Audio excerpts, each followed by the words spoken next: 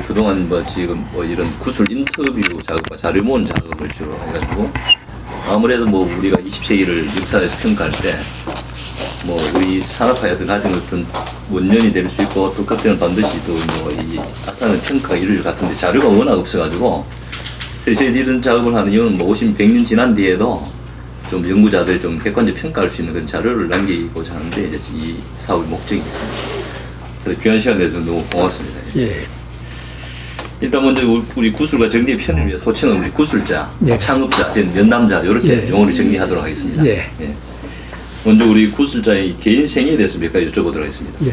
유년 시절에 대해서 좀 말씀해 주십시오. 생년월일과 고향, 가족관계 등에 대해서. 1936년 3월생이고 예. 난 고향은 충북 단양인데 예. 2살 때 고향을 떠나가지고 지금은 해룡장성이죠. 옛날에 만주. 아, 예. 감옥 살았는데 중국말로 얘기하면 자무스라는데 예. 거기서 해방될 때까지 있었어요. 단양에서 이제 2살 때 이제 만주로 가죠. 우리 아버지가 이제 그쪽으로 이주를 하셔가지고 그래가지고 거기서 해방될 때 서울 와가지고 예. 서울서 초등학교 동대문 국민학교 마치고 예. 경기중학교 다니다가 6.25 사업에 나가지고 청강생으로 다니다가 인천서 인천고등학교를 나오고 그 다음에 이제 인하대학을 기계공학과를 나왔어요. 예. 그 가족 관계는 가족은 우리 뭐 부모님하고 형제. 부모님 다 돌아가셨고 아니 그때 어릴 때. 어릴 때는 우리 아버지 어머니 뭐 그거 다 얘기하면 그러니까 맨날 그리고 얘기해놨어. 형제가 우리 삼형제, 사형제라고 해야 되겠네. 남자는. 그리고 여자는 셋이라고 해야 되겠네. 그 시절에는 또 작은 어머니가 계시고 그래가지고 그게 다 카운트하면 좀 많아요. 시골서 농사 지시고 그러니까. 예. 아까 학창 시절 잠깐 말씀하셨는데 어릴 때 뭐 이제 만주로 갔다 다시 오고 해가지고 조금 어디 한번 정착하기 좀 힘들었네요. 그러면. 그렇죠. 그러니까 그 해방돼 가지고 뭐 피라민이니까 뭐 고생 좀 많이 했죠. 그래가지고 그런데 또 6.25로 만났으니까. 그렇죠. 그래서 공부를 중간에 좀 8.15 해방 후에 못 해가지고 공부가 하고 싶어서 열심히 좀 해가지고 그래가지고 이제 중학교도 그때는 뭐 좀 시험을 쳐가지고 들어갈 때 아니에요. 요새같이 배당하는 게 아니고 그저 먹고 살기 위해서 공부를 열심히 좀 했어요. 그래가지고 중학교 때는 전국 경시대회라는 게 처음 있었는데 요새는 경시대회가 각종이 많지만은 인천서 경기도 대표가 돼가지고 부산 전국 대회가 그때 부산서 있었어요. 예. 그러니까 수호가 서울이 회부되기 전이니까. 그래 이제 그러다가 이제 공과대학을 간 거는 해방돼가지고 먹고 살기 힘들었어서 뭔가 좀 기술이 있어야 되겠다. 그런 거는 느낀 그런 환경이 됐어요. 그래서 이제 기술을 하다 보니까 대표적인 것이 공과대학 중에서 이제 기계공학과가 되죠. 기계공학을 전공한 거죠. 그리고 마침 인천에서 그땐 도강증이 없으면 서울로 올 수가 없었어요. 이제 수복해가지고 그 뒤에는 올 수 있었지만 그래가지고 이제 학교는 그렇게 이제 나온 거고. 이제 그러면 그 역사의 과정에서 예를 들어가지고 뭐 해방과 또 6.25, 4.19, 5.16 다 거쳐. 다 겪은 거죠. 다 겪은 거죠. 그런 어떤 시대의 격변기에 대한 어떤 본인의 소회는 어떻습니까? 야, 겪은 게 그때는 뭐 우선 생존이 급한 거니까. 생존이죠. 뭐. 우리 시대가 우리가 지금 생존에 그다음에 이제 60년대, 70년대 이렇게 가장 이제 개발 개척 시대, 경제 개발 때 그런 때 이제 우리가 한참 어려서부터 청년기니까. 어떻게 보면 참 고생 많이 했지만 어떻게 보면 다 고생하는 사람이 있나요? 어떻게 보면 운이 좋은 거죠. 그런 또 기회, 거기에 또 기회도 있고 여기를 많이 하다 보면 여기 뒤에가 내가 오늘 뭐 필요한 것만 제가 여쭤봐야겠네. 그럼 구술자의 가치관, 뭐 지금까지 사람 좌우명이라든가 뭐 이런 게 있다 그러면 어떤 걸? 글쎄요, 뭐 열심히 성실하고 그렇게 사는 거죠. 그런 거였죠. 그때 뭐 그때는 진짜 생존이었으니까 살아남는 게 중요해요. 그럼 직장 생활에 대해서 좀 여쭤보도록 하겠습니다. 저희들이 자료를 보니까 1960년에 조선기계 제작소에 입사했다고 들었습니다. 이 회사는 어떤 회사예요? 그러니까 내가 졸업받고는 조선기 조선전업이라고 여기다 안 썼는데 조선전업이라는 데가 한전이 지금 한전이 옛날에 3사였었어요. 조선전업, 남전, 경전. 그 조선전업은 발전회사고 경전은 서울의 전차 그 하는 배전 회사고 남전은 부산의 전차 회사고. 근데 그것이 이제 다 합해가지고 전력 3사가 통합돼가지고 한전이 된 거예요. 그런데 조선전업의 이제 발전소 회사에 취직을 했었는데 삼척발전소에 배치를 받아가지고 그때 좀 서울에 좀 있고 싶어가지고 관두고 조선기계 제작소를 들어갔는데 그 조선기계 제작소는 그 뒤에 대우중공업으로 바뀌었어요. 그 해방 이후에 경제공업화가 되기 전까지는 기계공업 중에서는 종합기계공장 중에서는 조선기계 제작소가 제일 크고 한국에서 그다음에 부산의 조선공사 그렇지 않은 그다음에 이제 해군공창 그다음에 영등포에 대한중기 이 정도 있었어요. 기계공장 하면 그것밖에 없었어요. 그래서 거기도 일거리가 없고 근데 공장은 상당히 크죠. 그래서 그 일제시대 때 만드는 일본 사람들이 만든 공장이 돼가지고 그게 이제 대우가 당장 인수를 해가지고 그다음에 이제 많이 발전을 했는데 일제 말기에는 그 일본이 패망하기 전에 물자 수송이 연합군의 이제 폭격으로 해상 수송이 안 되기 때문에 화물 잠수함을 만들었어요. 그 잠수함을 일본서도 만들고 한국에서 만드는 것이 인천 조선기계 제작소 거기에 독구가 있어가지고 화물 잠수함을 만들어서 하나는 월미도 뭐 4척인가 몇 척을 만들어도 하나는 월미도 앞에서 폭침당하고 하나는 뭐 대만 해협가도 폭침당하고 짐을 이제 그런 그러니까 제법 능력이 있는 회사였었어요. 거기 이제 취직해 있다가 그리고 거기 다니시다가 거기 다니다가 군대를 내가 안 갔다 왔거든요. 그래서 거기서 이제 이미 나이가 뭐 20대 중반 넘었으니까 사병으로 가기는 그래서 공군 장교로 갔어요. 그래 공군의 시설 장교를 4년 훈련기가 빼고 4년이니까 한 4년 4개월 있었죠. 군대에서. 그럼 군대에서 제대가 그럼 바로 현대건설에. 그래 군대에 있는 동안에 시설 장교인데 말하자면 대구 비행장에 주로 있었는데 어떻게 보면 육군으로 얘기하면 공병이나 비슷해요.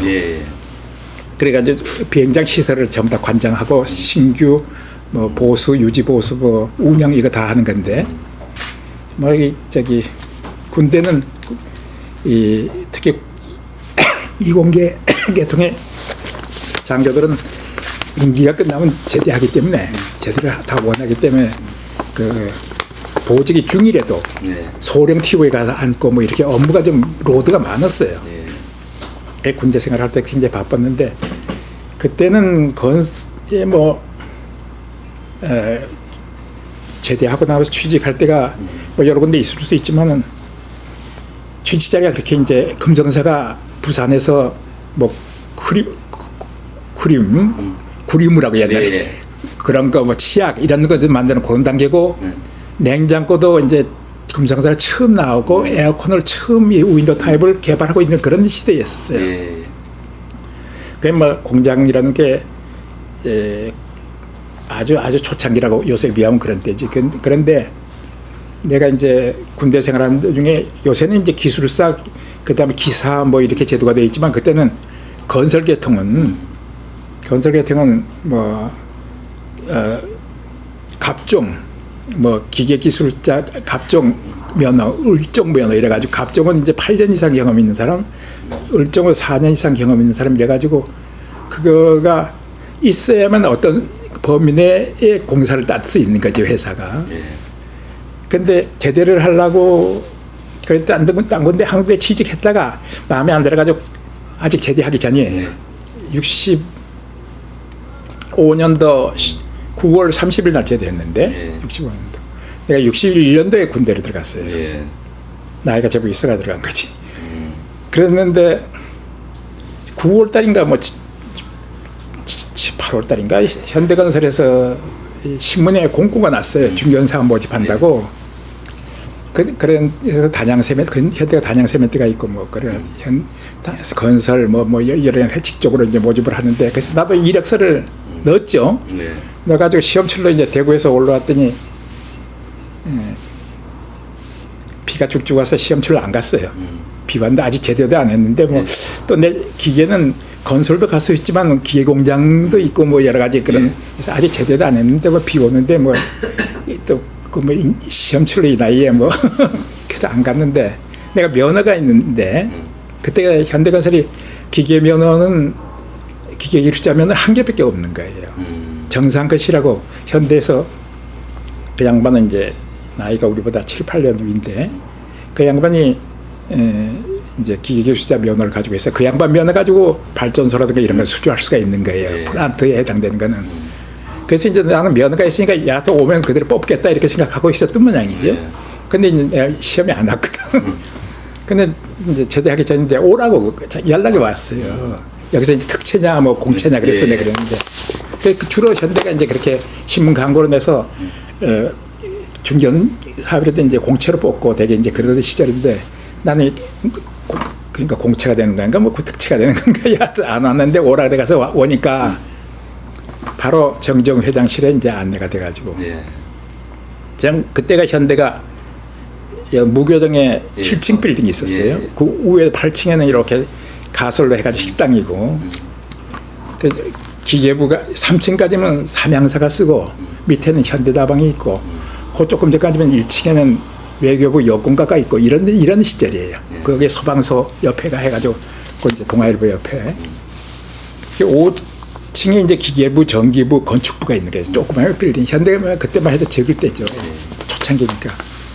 그런데 정주영 회장님이 이제 그때 사장이지. 정주영 사장이 7층에 이제 사장실에 여비서 하나 하고 하나 딱 책상 쪽 놓고 그리고 사장님 가서 면접을 이제 안내를 받아가지고 가서 갔더니 그냥 보시더니 나 군복 입고 이제 그대로 잠깐 달려온 거죠. 아주 제대로. 그랬더니 뭐 얘기가 다 끝난 상황인지 얼마 주면 되겠어 그러더라고요. 좀 그랬더라고요. 그래서 뭐 불쑥 난 그렇게 질문 예상은 안 했지만 뭐 그래서 내가 직장을 다닌다고 한다는데 걔 내보다 뒤에 온 아이들이 내가 지금 기억이 정확히 안 나는데 예를 들어 13,000~14,000원 받는다고 내가 이렇게 대답을 했을 거예요 아마. 그때가 군인 장교 소위 중위 봉급이 한 5~6,000원 할 때예요. 화폐 계획해가지고. 그랬더니 알았어 그래 오라 이거죠. 그 바로 근무하라 그래가지고 이제 제대하면서 근무했는데 봉급이 13,500원이에요. 그 중간에 이제 그래가지고 이제 현대건설을 들어간 거예요. 그것이 이제 65년도 10월이죠. 10월부터 근무했는데 거기가 뭐 이것저것 견적도 하고 본사에 있으면서 그런데 이제 제일 큰 무슨 프로젝트를 먼저 했느냐. 그래서 뭐 이것저것 견적 조금만 일단 뭐 배치받은 부서는 어디죠? 기계부죠. 그러니까 현대건설 기계부. 그래가지고 이제 견적을 뭐 이런 난냉방 배관공사도 하고 그 외에 뭐 보일러 공사도 하고 뭐 이럴 것도 하는데 뭐 여담이라 그럴까 여하튼 간에 이제 내가 유경력자잖아요. 지금 직장을 다니다가 군대에서 장교 생활을 하고 그 많은 우리 밑에 직위가 좀 그래 적어도 이제 많은 인원을 가지고 있기 때문에 많은 경험을 이제 사람을 다뤄본 그런 경험이 있고 이제 그래가지고 경력자가 돼 놓으니까 처음 이제 중견사원 들어갔을 밑에가 아니죠. 사람 해봤자 기계부 해봤자 본사에는 몇 명 안 돼. 한 8명. 그런데 그때 정주영 회장님이 저 청운동 거기 사시고 정인영 사장님이 정주영 회장님이 그때 사장이고 정인영 회장님이 부사장이고 그다음에 정순영 그 회장님이 이제 전무로 해가 장춘동에 사시고 뭐 이럴 때. 그래 이제 뭐 예를 들면 그 집에 요새 같은 저런 가스 보일러가 있고 뭐 있고 그래요. 그때 연탄 보일러들 그런 집에도 그런 거 고장 나면 집에서 기계부에서 나가서 이제 저 원조례 중기사무소 기능공들 데리고 가서 고쳐주고 뭐 그런 일도 하고 그래요. 그런 일도 해서 시작해서 큰 이제 공장까지 기계부라는 데가 그 중에서 제일 큰 공장이 이제 그때 하게 된 것이 삼성에서 하는 이 울산의 한국비료공사예요. 그게 뭐 한국 최대 비료공장을 이제 짓는 거예요. 그 삼성에서 이제 그 삼성 한국비료 짓게 된 스토리는 이제 뭐 여러 가지 있지 않습니까? 네. 그걸 견적을 하는데 그때 현대가 대림보다 적었어요. 이건 지금 방향하고 맞는지 모르겠어요. 내가 이런 그 얘기하는. 말씀하고 제가 또 질문을 예, 그러니까 내가 방향 옆으로 나가게 되면 네. 스톱시키세요. 그래. 그러니까 이제 대림보다 적었어요, 현대가. 그래서 그런 공장을 짓는 것도 객관적으로 보면 현대보다는 대림이 더 능력이 있다 그러겠죠. 대림이 더 컸으니까. 네. 근데 그런데 아무튼 견적은 삼성에서 현대, 대림 뭐 그래가지고 대림이 이제 코가 좀 세겠죠. 그러니까 좀 자기네들의 능력이 경험이 더 있으니까. 그 삼성의 이병철 회장은 그때 이병철 회장에 비하면 정중 회장은 좀 저 격이 아직은 그 이병철 회장 벌써 상당히 시니어고 그런 단계인데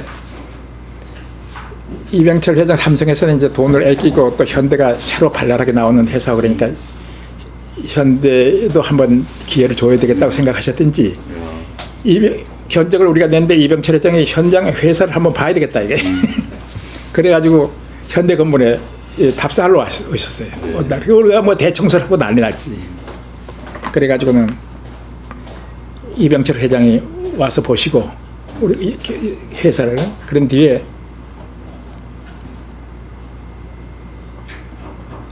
좋은데 가격을 깎으라. 그래서 가격을 좀 깎았죠. 깎아가지고 현대가 수주를 했어요. 주요 부분을 다 대림도 조금 했어요. 근데 외곽에 하고 우리는 주요 부분을 다 이제 해가지고 그게 이제 크게 나눠가지고 세 개라고 볼 수 있는데 건축물 뭐 일부 빼고는 암모니아 공장, 요소 공장, 그 다음에 비료 공장은 이제 컴프레 압축기실이 굉장히 커요. 그렇게 공구가 세 개로 나뉘는데 나는 이제 요소 공장하고 컴프레서실 쪽을 두 개를 보는 이제 공구장이 된 거예요. 공구장이라는 게 이제 그거 건설에 책임을 지는 거지. 그거 고생 많이 했어요. 근데 현대가 그때 장비도 없고 아직 뭐 그때 어느 회사나 장비가 없어요. 한국은 건설회사가 그 장비를 해야 미군 부대에서 나온 큰 건설 장비나 뭐 이런 거 좀 있고 뭐 그런 단계예요. 네. 그럼 그 돌아와서 65년도 입사했는데 그 자료를 보니까 이명박 전 대통령 65년도에 입사한 걸 나와 있습니다. 그때는 뭐 본 적 있습니까? 그다음에 그때는 난 이명박 전 대통령을 모르고 나는 한비만 가고 그 양반들은 아마 신입사원으로 들었을 거예요. 공채로 그때 신입사원 들어왔고 나는 이제 아까 얘기했던 중견사원 모집하는 데 들어왔고 이명박 씨는 65년도쯤 졸업이 그때쯤 될 거예요. 난 60년도 졸업이거든요. 그러니까 그럼 처음 이제 갔을 때 이제 무교동 사무소로 현대의 분위기는 좀 어땠습니까? 분위기는 뭐 열심히 일하는 그런 거죠. 현대가 정주영 회장이 정주영 회장, 정인영 회장님 그 동생분들이 팀이 짜여 있으니까 뭐 정주영 회장님 부지런한 거는 말씀드릴 정도가 아니고 정인영 회장도 마찬가지. 그 양반도 엘리베이터를 안 타고 막 뛰어서 계단을 다니고 그런 정도의 그 열심히 사람이고 정순영 회장님이 또 다 그렇고 뭐 거기 정세영 상무 그때 정세영 씨가 상무 이렇게 뭐 다 이런 단계고 건강스레이트 회장만 현대 직접 소속은 아니고 그래도 뭐 관여를 하고 뭐 자동차에 왔다 이러고 그런 단계죠. 예. 그러면 아까는 뭐 우리 그 국내 어떤 사업은 한국비료 같은 데 하지만 혹시 해외나 나간 지 60년대부터 중반 이후로 나가기 시작했는데 그런데 이제 그 공사를 한비 공사를 끝내고 내가 정유공장 확장공사에 탱크 공사들이 날 그 소장을 갔었어요. 그리고 이제 본사에 일이 끝나면 본사에 올라오거든요. 근데 마침 이제 그때 미국의 쿨잔이라는 회사하고 쿨잔이 이제 미국의 그 발전소 컨설턴트면서 엔지니어스 앤드 컨설턴트인데 쿨잔 그 사람들이 군산발전소에 설계를 한 사람이에요. 한 회사에. 그 군산발전소 건설 수주를 현대가 했거든요. 이제 그래가지고 그 시기에 이제 그 쿨잔하고 해가지고 뭐 일은 이렇게 하고 현대가 하고 이랬는데 우리 기술자들 좀 훈련 좀 시키자 이렇게 된 거죠. 거기에 아주 훈련하고 얘기해가지고 그래가지고 이제 그 조건은 뭐 그렇고 여하튼 그래가지고 1차 팀이 거기 훈련을 갔었어요. 거기 1차 팀이 간 것 중에 사람들이 이제 아시는지 모르지만 건설의 공기태 부사장이라든가 공기태 회장 이런 사람들 꼭 먼저 가고 나는 그때 현장에 있을 때고 난 들어온 지 얼마 되지도 않고 그 본사에 올라왔는데 2차 팀을 선발을 하는 거예요. 그래서 나도 좀 보내달라. 내가 이제 그랬지. 근데 아무튼 열심히 한다고 인정을 받았으니까 그래가지고 나를 끼워 넣어줬어요. 그래가지고 내가 쿨잔의 연수를 6개월을 갔어요. 쿨잔에 연수 가서 거기 가서 지금 단양세멘트 현대 단양세멘트니 이런데 거기 보면 도면을 내가 내 이름대로 써 있는 게 있어요. 그 도면을 그리고 단양세멘트 설계도 거기서 했는데 그리고 거진 끝날 단계인데 한 6개월 훈련인데 거기서 더 있으라는 거예요, 자꾸. 그래서 나 결혼한 지 얼마 안 돼가지고 이제 가족하고 떨어지고도 뭐 그렇고 얘기했더니 마누라도 불러주겠다 이거예요. 그 한국 사람 싸잖아요. 그 사람들이 일 시키면서 일 시키는 거거든. 근데 그랬는데 그랬는데 이제 정세영 회장 돌아가셨지만 그때 미국에 이제 뭐 AID니 무슨 미국의 엑시미니 이런데 이제 공장 짓는 거하고 연결해가지고 미국의 업무를 정인영 회장이 보다가 정세영 회장이 이제 보기 시작했어요. 그래가지고 미국으로 왔다 갔다 이제 하다가 이제 훈련생들 왕거 그래도 안부나 얼굴이나 보고 인사도 한다고 그래가지고 이제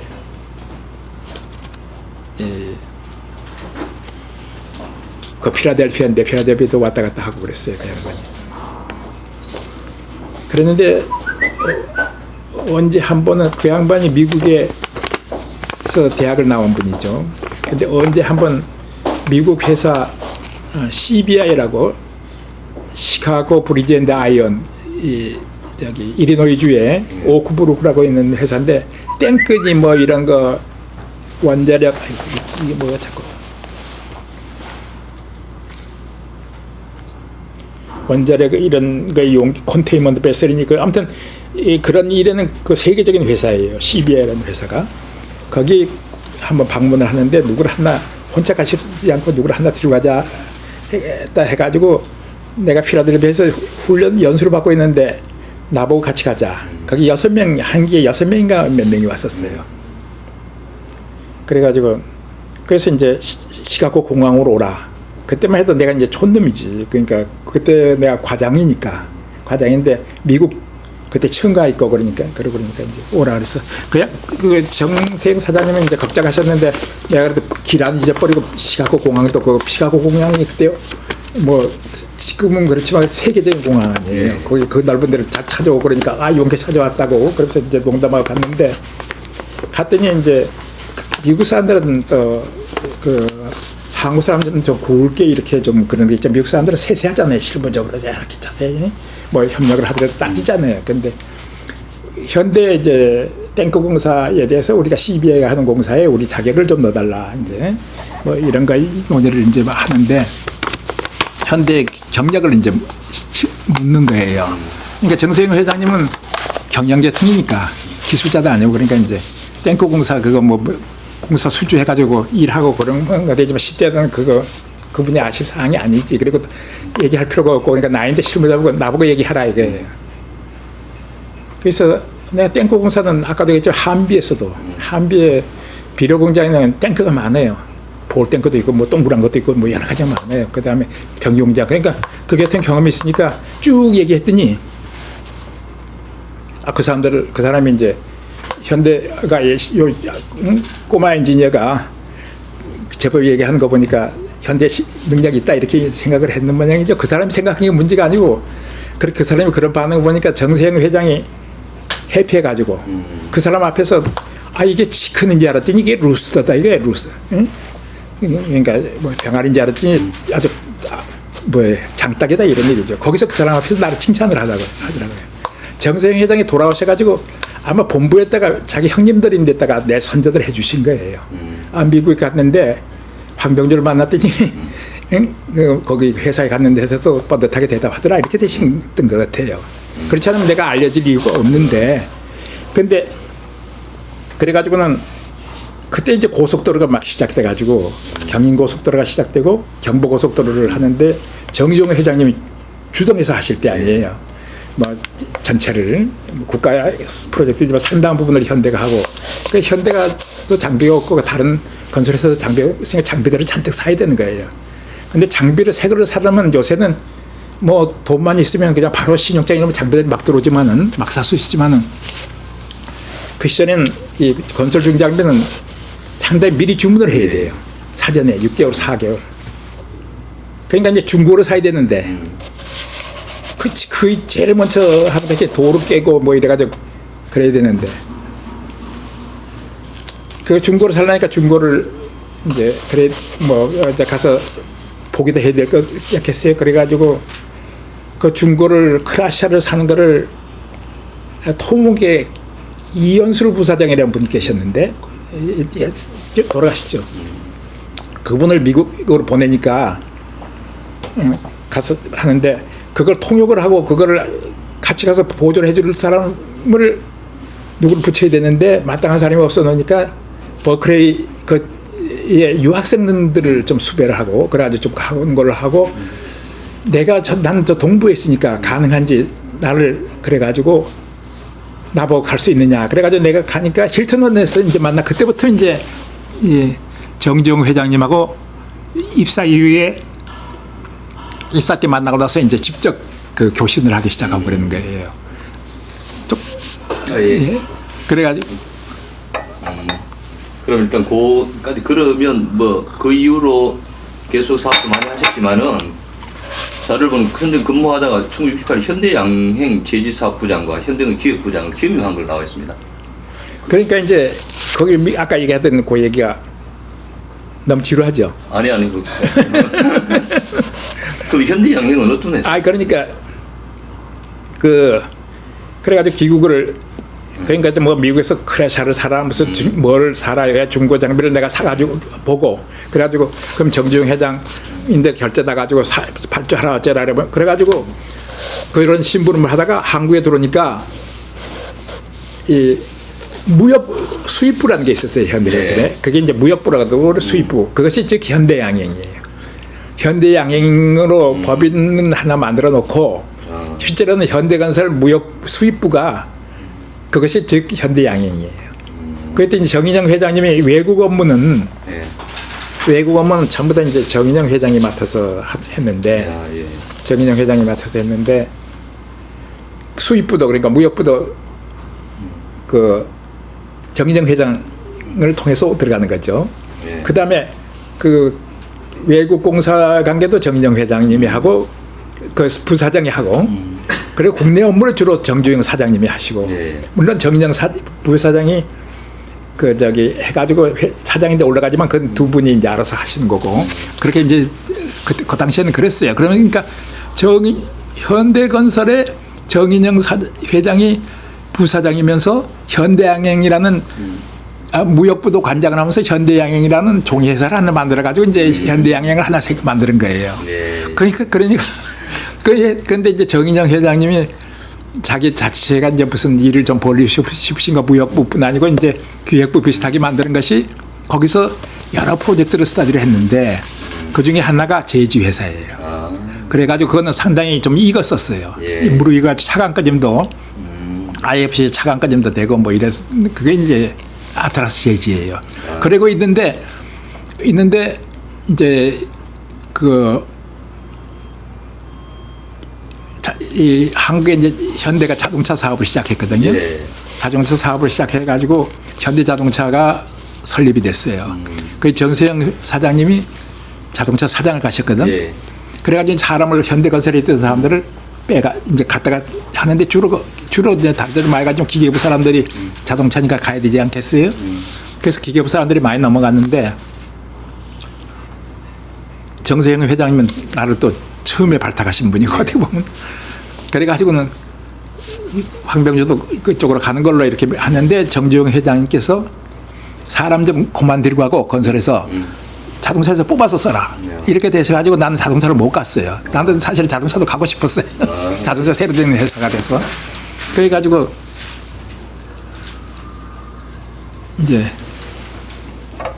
그러면 현대건설에 그러면 계속 계셨네 그요. 그러니까 현대건설이에요. 그래 월급은 현대건설에서 받다가 그러다 이제 낭주판에 그 현대양행 이런 데가 조금 커지니까 현대양에서 받다가 그런데 이제 자동차 회사에서 하는데 자동차가 곡절이 많았어요. 다른 곡절보다도 3사 자동차 한국 시장이 조그마니까 3사 통합이냐 전문하냐 해가지고 뭐 해가지고 전문하는 승용차 회사 한 개. 그때가 이제 신진자동차, 김창원에 그다음에 현대자동차, 아시아자동차 이렇게 있었거든. 그런데 승용차 하나, 그다음에 버스 하나, 그다음에 추록 하나 이렇게 세 가지로 전문화하자 이렇게 이제 정부 아니에요. 어떻게 하느냐 이렇게 돼가지고 결과적으로는 낭주판에 어떻게 됐는가 하면 국산화를 탱크다, 다이아다, 배터리다 이런 건 국산을 했는데 국산화가 더 올라갈 수가 없잖아요. 시장이 짓고 그러니까 이제 그 다음에 국산화 해야 될 것이 엔진하고 트랜스미션인데 그거를 하려면 최소한도 몇십만 대가 돼야 돼 시장 년간. 근데 이 버스, 추록, 승용차 다 합해서 3만 대가 안 되는 거예요. 한국 시장 전체가. 그래서 그 엔진을 국산화하는 거를 국산화를 먼저 하는 회사인데 승용차를 준다. 이렇게 정부에서 이제 붙인 거죠, 이렇게. 그래서 이제 그거 엔진 프로젝트를 시작을 했는데, 기획실에. 엔진 팀들을 만들어야 되는데, 그러다 보니까 기계 쪽에서 엔진의 경험 있는 사람이 그런 쪽에 하던 사람이 누가 없냐, 뭐, 어쩌나 해가지고 내가 이제 한국기계, 그 뒤에 조선기계 제작소인데 그게 한국기계로 바뀌었거든. 거기서 엔진을 좀 했었거든. 그 다음에 공군에 있을 때도 그런 엔진들을 뭐 여하튼 그래서 황병주가 엔진 가공 뭐 이런 거 하고 그다음에 주물은 또 새로 뽑았어요. 뭐 엔진 만들 주물을 보여야 되고 이래. 그래가지고 팀을 조직했어요. 그러니까 내가 이제 저쪽에서 무역부에다가 무역부에는 손을 띄고 근데 무역부 여기 정주영 회장님하고 관계 얘기니까 근데 무역부 할 때 고속도로가 한참인데 중간에서 조금 빠져나가는데 한참인데 정주영 회장이 이제 일요일 날이면 새벽같이 이제 해가지고 차를 운전해 아니고 해가지고 저쪽에 뭐 대전 근처까지 갔다 오시는 거예요.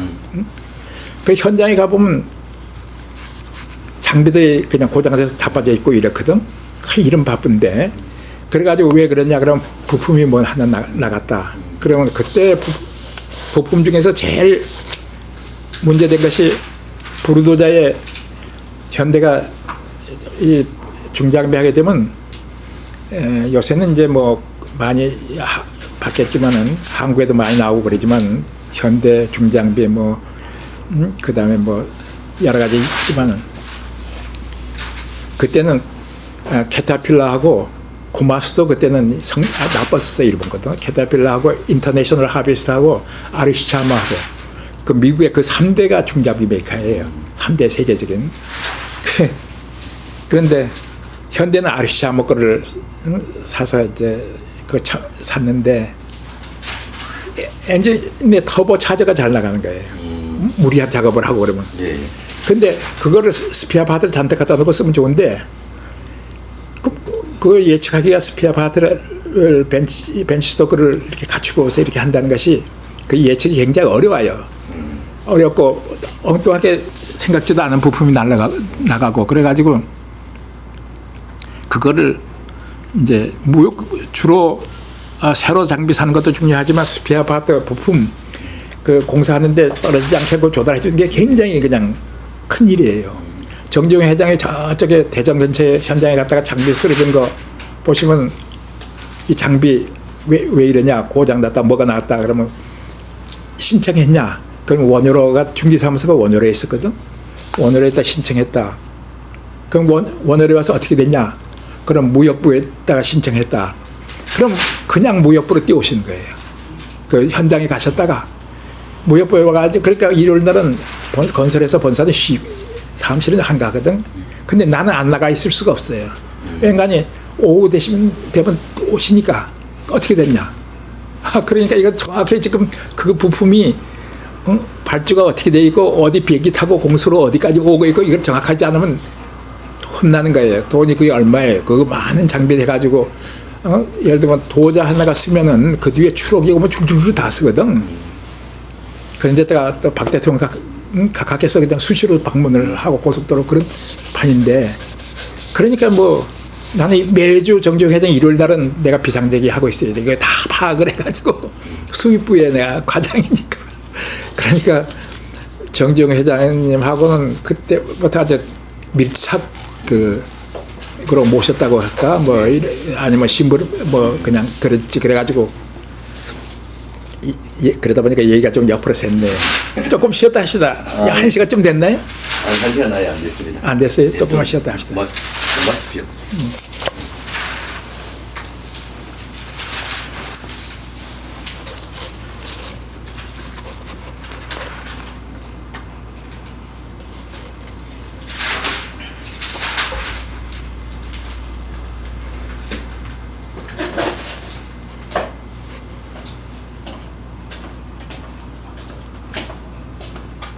안녕하십니까? 예. 사무총장. 가면서 얼굴이 안면이 있는 것 같기도 한데 누구시죠? 예. 울산서 근데 저는 아는데요. 뭐 이름이 뭐죠? 예, 김성모입니다. 귀에 익은데 그 저기 울산서 제가 근무를 했는데. 울산에 어디서 근무하셨죠? 경기 쪽에서 원가 쪽에 근무했어요. 예, 몇 년도에? 거기 울산 떠난 지가 언제예요? 울산에서 이제 쭉 근무했지. 78년도부터 근무했죠. 그럼 나 떠난 뒤에. 예. 난 74년도에 내가 동경 사무실에 가 있다가 예. 잠깐 그때 이제 1, 2호선 진수하고 나서 예. 그 동경 사무소에 그때 동경 사무소 이제 새로 생길 때나 마찬가지. 그 전에는 예. 그러다가 있는데 들어오라 그래가지고 중동을 나가라. 예. 중동을 진출하는데 그러는 바람에 중동 갔다가 뭐 그랬다가 이제 다시 돌아와가지고는 창원 갔다가 울산 갔다가 내가 울산을 그러니까 한국중공업 예. 그때 그 저기 하고 현대중공업하고 통합할 때 통합하면서 내가 울산을 갔었거든. 그때 봤는지 모르겠네. 근데 이제 저는 봤는데 아마 이제 그때 저야 뭐 한참 어릴 때니까. 그때 그래요. 저도 이제 그러다가 울산 근무하다가 여기 서울에서도 근무를 했어요. 서울 예. 어디요? 서울에 이제 그 재정 쪽에요. 재정 쪽에 예. 이현태 씨. 이거 한참 후죠. 그렇지 이현태 한 서태환 사장 여기 저쪽으로 가고 그런 거예요. 그 자리에 있었어요. 그래. 서태환 사장이 저쪽에 이제 증권으로 가고. 그래. 그러다 3호에 예. 3호에 관리본부장하고 이제 그만둘 때는. 그랬어요. 예, 예. 3호에 관리본부장. 수고 많이 했네. 고생 많이 했네. 경리. 그래도 경리가 바쁘긴 바빠도 그때는 돈이 좀 도니까 그 전에는 경리 빵꾸 메우느라고 초창기에는. 여기서 제가 여기서 서울에 재무팀장 맡을 때마다 참 좋았어요. 그때는 정말 은행들한테 대우가 뽑. 그래. 정종 회장이 한참 조선소 그래가지고 돈이 성금이 많이 들어오고 그럴 때. 그러니까. 그 돈 없어가지고 처음에 그랬는데. 근데 뭐 그때가 벌써 한 4, 5년 전인데 그때마다 은행장들이 이렇게 저희들 보고 만나자고 그랬단 말이에요. 근데 지금 보니까 세월이 바뀐 거예요. 그래. 그때가 언제 나는 40년 전이에요. 40년 전. 예. 내가 울산에 거기서 가족과 좀 네가 있을 때는 74년도 우리 가족은 75년도까지 있었나 그러다가 저도 중동 사우디에서도 근무했고요. 사우디 갔었어요? 예. 어디 현장에? 사우디 마카타입이요. 메카타이브 발전소네. 예. 발전소. 발전소요. 플란트 쪽은 정대야 끼고 거기서 이제 한 3년 근무하고 거기에 이제 그 정 회장님이 마지막 지휘하던 현장 거기까지 지휘하신 거예요. 그렇지. 그래. 옛날 얘기. 난 옛날에 여기 좀 왔었는데 잊어버렸어요. 하도 안 오니까. 그러시죠? 위치도 모르게. 맛이. 예. 맛이. 조선 쪽에 넘어가게 되면 하고 중동하게 되면 얘기할 게 많아가지고 예. 많아서 앞에를 좀 줄여야 돼. 근데 정정 회장님하고 관계된 거를 얘기하다 보니까 막 내 얘기만 나오는데 얘기 어긋나면 좀 이렇게 예, 길잡이를 해주세요. 뭐 다 연결되니까. 그리고 보니까 또 1971년부터 또 72년까지는 런던 사무소 부장을 또 근무하셨는데 런던은 또 외곽이. 그러니까 이제 조선인데 그게. 예.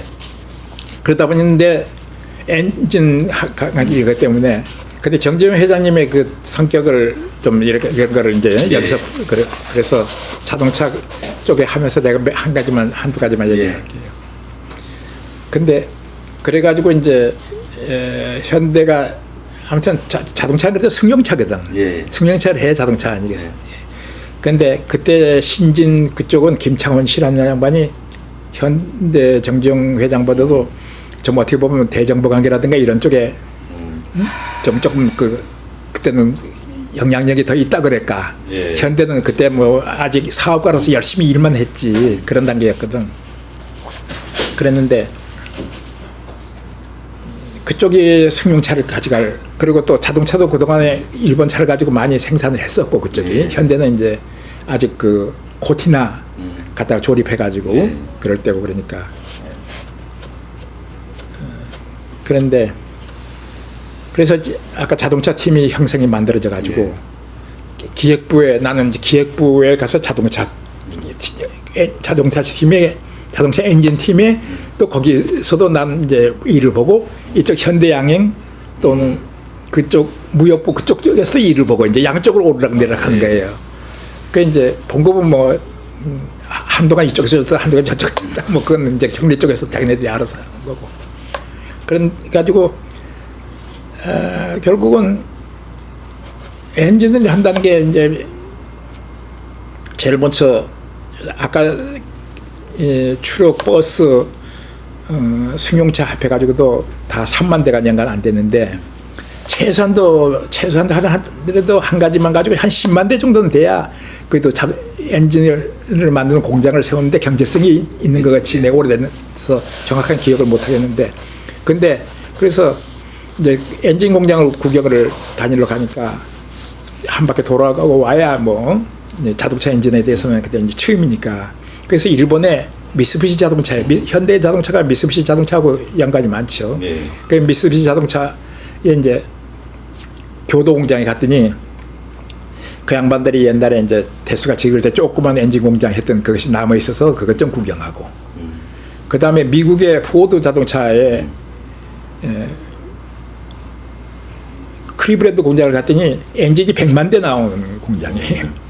그래가지고 뭐 엔진 그러니까 그냥 기계로 축축축축 깎아가지고 그래가지고 그 엔진 마지막 단계 시험을 하는데 메리고라운드 있잖아요. 뭐 어린이 대공원 같은 이런 데 가면 그런 식으로 그냥 엔진을 시험해가 뚝뚝뚝뚝 떨어지는 거예요. 그 우리는 뭐 년간 그건 100만 대씩 나오는 공장이니까 우리는 몇만 대 정도니까 도저히 상대도 안 되는 거지. 조그만 공장을 하려면 어떻게 되냐. 멕시코의 포드 공장을 가보는 게 좋겠다. 그래서 멕시코 포드를 또 가서 보고 구경하고 오고 뭐 그랬어요. 그리고 와가지고는 현대가 자본도 없으니까 요새는 그래도 한국에 어쩐지 자본이 있기 때문에 축적이 좀 됐잖아요. 공장들도 많이 있고 그때는 뭐 아무것도 없을 때니까 그러니까 현대가 가지고 있는 거는 현대자동차가 지금 있는 연포 자동차가 지어진 연포의 그 준설엔 땅밖에 없는 단계예요. 그래가지고는 포드하고 자동차 공장을 합작을 하자. 이렇게 이제 정정 회장께서 이렇게 돼가지고. 그래가지고 우리가 포드하고 합작 계획서를 만드느라고 미시간주의 그 디트로이트 말고 포드 본사는 디어본이라는 데 있거든요. 거기 가가지고 거기 한 석 달, 넉 달 있었어요. 몇 번 가고 정정 회장님도 오시고 그래가지고 그랬는데 상황이 상당히 근데 이제 서로 이 합작을 하니까 서로 이제 내고를 할 거 아닙니까? 서로 이제 조건을 가지고 나는 얼마 지분하고 돈을 얼마 되고 난 땅을 대고 뭐 되고 뭐 이런 관계인데 그게 시간이 많이 걸리고 서로 이제 의견이 뭐 분분하고 뭐 여러 가지 서로 그러고 그랬는데 그거에 아주 힘든 합작 계획서를 만드는 거기서 이제 가서 그래 버렸는데 요약해서 얘기하면은 이 합의가 잘 안 이루어졌어요. 예. 합의가 잘 안 이루어지고 있는데 정주영 회장이 오시겠다 해가지고 우리가 이제 거기서 뵀는데 정주영 회장님이 오시더니 하는 말씀이 이 상황이 좀 조금 낙관적이 아니다 이게 이렇다 이거지. 그러니까 나보고 얘기가 미국 여러 번 왔다 갔다 했는데 나야가라 구경했느냐 이거지. 예, 그러면서 나야가라 구경을 뭐 언제 가요? 현대가 그때 뭐 나야가라 구경할 정도로 여력이 있게끔 그런 것도 아니고. 그래서 아니라 그랬더니 말씀이 그때가 이제 부장 때인데